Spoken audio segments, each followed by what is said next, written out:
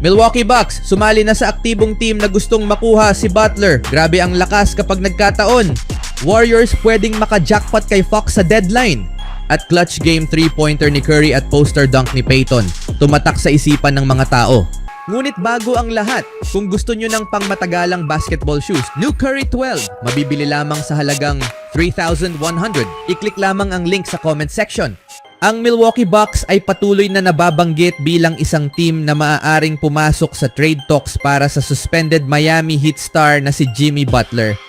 Naunang iniulat ni Brett Siegel ang posibilidad na maging interesado ang Bucks kay Butler at sinabi rin ni Mark Stein nung nakaraang linggo na ang ibang team ay nagtataka pa rin kung susubukan nilang kunin si Butler. Muling binigyang diin ni Stein ang puntong ito sa kanyang newsletter ngayong araw. Patuloy kong naririnig ng mga bulong na babala. Huwag kalimutan ang Bucks, isinulat ni Stein. Iginiit ni Stein na ang Milwaukee ay magiging aktibo sa trade deadline. Madalas na inilalarawan ng Bucks bilang isang koponan na determinadong gumawa ng kahit isang trade bago ang deadline upang mapalakas ang supporting cast sa paligid ni Giannis Antetokounmpo at Damian Lillard. Kasing determinado ng alinmang team sa NBA ayon sa aking mga source upang makagawa ng trade bago matapos ang deadline. Ano ang gagawin ng Bucks sa trade deadline? Ang trade para kay Jimmy Butler ay nagiging mas komplikado dahil sa salary cap situation ng Bucks. Dahil isa silang second apron team, hindi nila maaaring pagsamahin ang maraming manlalaro sa isang trade upang makuha si Butler. Gayunpaman, kung maitatapon ng Milwaukee ang kontrata ni Pat Connaughton na nagkakahalaga ng $9.4 million this season, mag-o-open ito ng posibilidad na makuha nila si Butler. Sa ganitong senaryo, maaaring ibigay ng Bucks sina Chris Middleton at Bobby Portis sa Heat, dalawang manlalaro na maaaring makatulong sa Miami sa kanilang playoff push ngayong season. Dahil iniulat din na open na ngayon ang Heat sa pagtanggap ng mga manlalarong may kontrata na tatagal hanggang 2025-26. Parehong may player options sina Middleton at Portis, kaya ito ay isang kawili-wiling option para sa kanila. Ngunit kahit hindi matuloy ang trade kay Butler, mukhang determinado pa rin ang Milwaukee na gumawa ng galaw.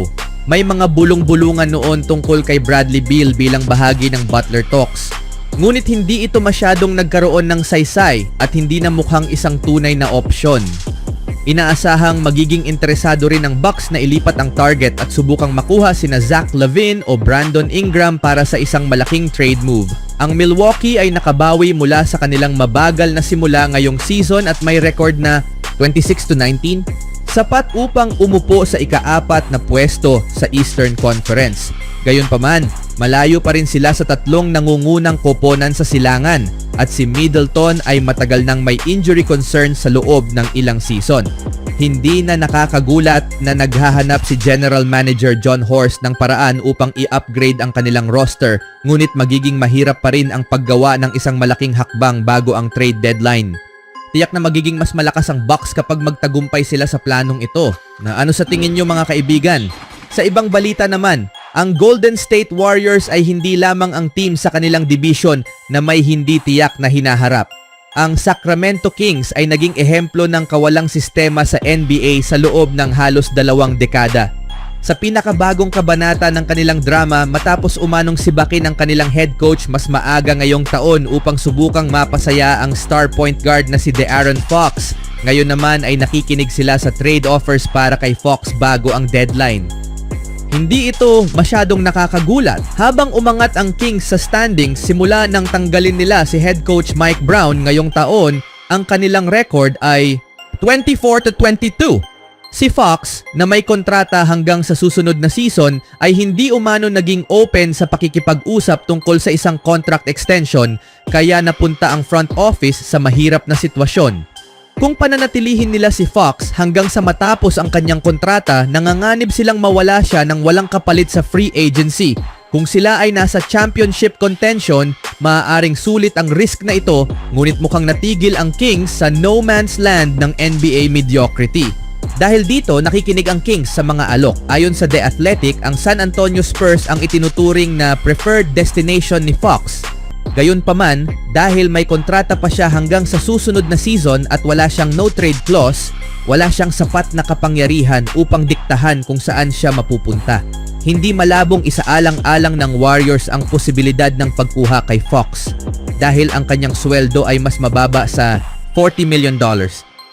Mas madali para sa kanila na i-match ang mga kontrata sa isang trade. Bukod pa rito, hindi tulad ng ibang star sa trading block, si Fox ay nasa edad 20 taon pa at nasa kanyang prime. Ang pagkakataong makakuha ng isang star na makakatulong kay Steph Curry ngayon at maaaring maging susunod na mukha ng prangkisa matapos ang kanyang pagre-retiro ay isang ideal na sitwasyon para sa Warriors. Anong masasabi nyo dito mga kaibigan? Samantalang pag-usapan naman natin ang laban sa pagitan ng numero 1 team sa West kontra Golden State. Sa panimula ng laro, isang mid-range agad ang ipinakita ni Shai Gilgeous-Alexander para sa OKC. Nasundan ito agad sa steal ni Jalen Williams na nagtapos sa isang fast break dunk over post. Samantalang 9 na minuto sa unang quarter, umatake si Wiggins sa paint. Basket ang turnaround layup. Ang sumunod, veterans connection, Stephen Curry to Payton. Tagumpay ang play sa ilalim over sa OKC defender. Ngunit sa kabila, SGA sinubukan ang depensa ni Curry. Tagumpay ang baseline jumper para sa MVP candidate. Sa pagbabalik mula sa timeout, naipasok ni Andrew Wiggins ang isang tres mula sa pass ni Curry. Ngunit agad nakabawi si Shai Gilgeous-Alexander. Isang magandang atake sa paint ang ginawa over sa defender ng Warriors. 4.5 minuto sa unang quarter. Magandang nahanap ni Curry si Lonnie sa ilalim para sa isang easy dunk. Hindi naman nagpahuli si SGA. Inatake agad ang depensa ng Warriors. Tuloy-tuloy tungo sa ring para sa isang dunk. 17 puntos na para kay SGA. Ilang minuto ang nakalipas, ngayon lang ulit nakapuntos ang Warriors mula sa agresibong atake ni Moody. Sa pangalawang quarter, dumikit ang Warriors sa OKC sa pamamagitan sa magagandang laro ni Schroeder, ngunit agad ulit nakabawi si SGA nang umatake ito sa paint at may kasama pang foul. At sinundan pa nito ng isang tres sa quarter mga kaibigan, 31 points for SGA. Buti na lang nakasagot si Wiggins ng quick 3 para tapusin ang first half. Sa ikalawang kabanata, humabol ang Warriors sa OKC. Pinangunahan ito sa unang fast break and one ni Gary Payton mula sa pass ni Buddy Hield. Speaking of Hield mga kaibigan, dito na rin siya pumutok sa punto na ito. Tres ang naipasok mula sa pass ni Looney. Ay sinundan pa ito ng isang agresibong atake sa loob mga kaibigan mula sa pass ni Payton bago sinundan ito ng isang tres ni Curry sa corner. Unang punto sa tres ng greatest shooter of all time sa laro na ito at nagtuloy ang kanilang momentum sa pagkakataon na ito nang magkaroon sila ng fast break na naghatid kay Wiggins sa isang easy dunk. Isang puntos na lang. Timeout ang OKC. Sa pagbabalik, nagtuloy ang magandang paglalaro ng Warriors. Back-to-back score kay Looney. Isang magandang pass ni Hield nang mahanap niyang open ito sa ilalim. At isang magandang cut nang makita ni Wiggins ito sa gitna. Wiggins bumitaw ng tres. Basket. Bago sumunod ang isang hard drive mga kaibigan para kay Wiggins. Agresibo si Andrew. Malapit na sa 3 minuto ang natitira. Nakuha na ni Curry ang kanyang pangalawang tres. Pinaglaruan ang depensa ni Dort. Sa last quarter, si Curry na ang nagsimula. Isang tres ang binitawan, basket yon. At isa pa mga kaibigan ng malapit na sa 9 na minuto ang natitira. Hype si Curry. Sa laro na ito, panalo sa huli ang Warriors sa score na 116-109. At nawala ng bisa ang matapos ang laro, ito ang tumatak sa isipan ng mga fans. Ang tres na ito ni Curry at poster dunk ni Payton.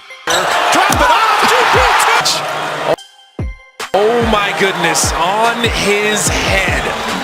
Even when you feel low, you can still go. Even when you feel slow, you can still go.